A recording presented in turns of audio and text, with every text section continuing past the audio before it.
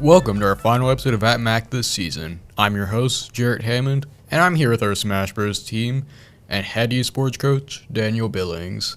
Mr. Billings, would you like to introduce your students? Absolutely. I've brought with me here today Aiden Morales, who is our state and city champion in Super Smash Bros., and Jason Overby, who is probably going to be our soon-to-be champ at Super Smash Bros. Now, for those who don't know, Super Smash Bros. Is a 1v1 competitive fighting game where each opponent picks their fighter, and the goal is to knock the other opponent off 3 times. And what's a player without their fighter? So, we'll start with Jason. Who do you main, and why do you main them? I use Pikachu and Brawler because both of them are really fast and really good at combos, and that's really effective when you're inside of a tournament setting. Mm-hmm. I play Rob. I enjoy having zoning attacks, which allow me to effectively control the stage, and it allows for very unique setups, which allow easy kills.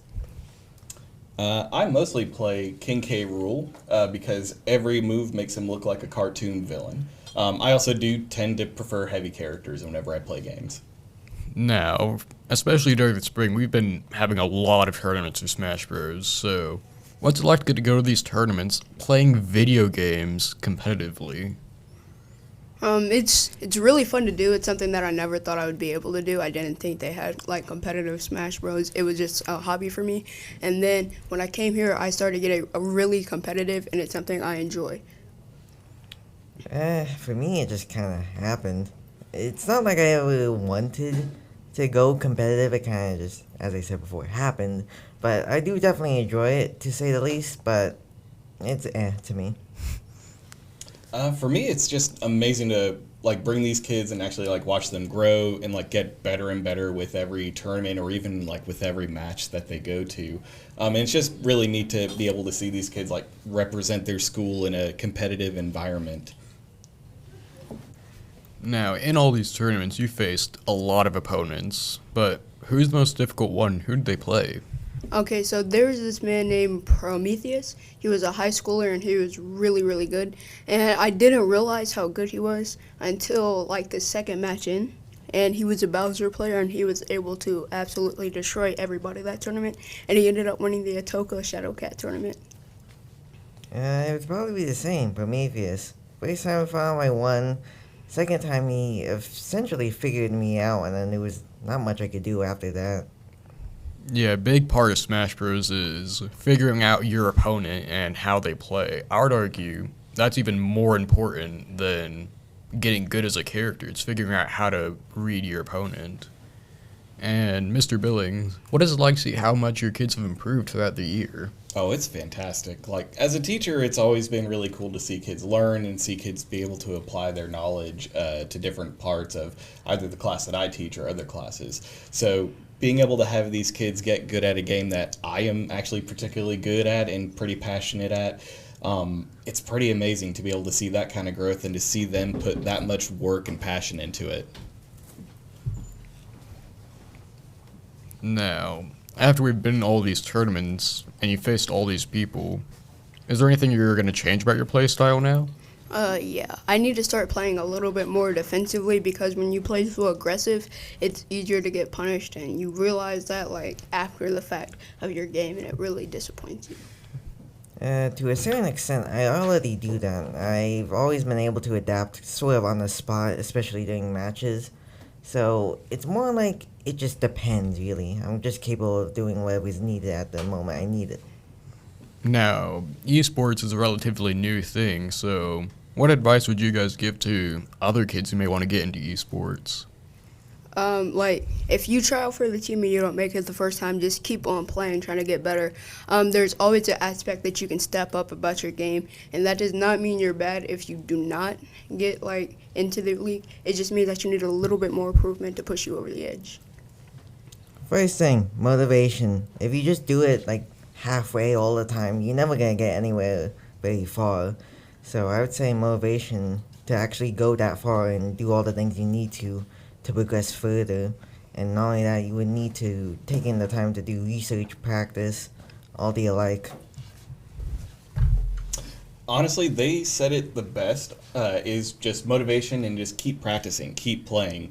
And the other thing with just about every esports team that I've got is to take it seriously, because with esports that I run, it's not run as necessarily a club setting, but we do everything to play competitively. So if you're practicing, practice competitively. If you're showing up to practice, you're here to get ready to compete. You're here to practice with your team and to get better.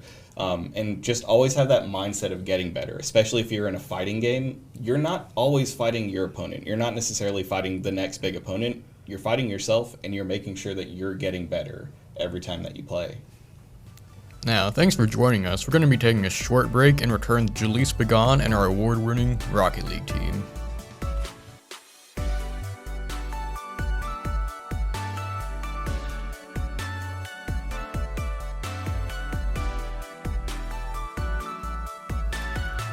Welcome back to At Mac, and I'm your host, Jalise Bhagan. I'm here with our Rocket League team. Please introduce yourselves and tell me what your rank is. I'm Brennan. My rank is Diamond 3. I'm Ben. My rank is Champ 1. I'm Camdin, and my rank is Champ 2. So, how long did you guys start playing Rocket League? Around a year or two ago. I bought it when a week before free to play, so around September. I started playing when I was 8, and then quit for a while, and then played maybe a year or two ago. What do you guys like most about Rocket League? Because there's got to be something that keeps you guys playing it every day. Just the new mechanics that you can continue to learn. I like playing ranked and making people mad. I just like playing with my friends. So, I know you guys play as a team all together, so would you guys prefer to play online or in person? In person, mainly because in person you don't got to wait on anybody to connect to the match. In person, because most likely you're going to be playing with friends, so it'd be a lot funner. In person's overall simpler, so I'd prefer in person. Do you guys play any traditional sports? Soccer. Yeah, I play a lot of soccer. Soccer as well. Do you guys think that playing soccer makes it easier for you guys to play Rocket League? Not really. Yeah, it doesn't have much to do with soccer. It's more like hockey. I mean, it's like car soccer, so I figured it might. Yeah, no. How do you guys prepare for tournaments? Normally just play a whole bunch of threes games. Yeah, it's more about practicing before it than actually Yeah, there's no mental preparation there. You just go into it.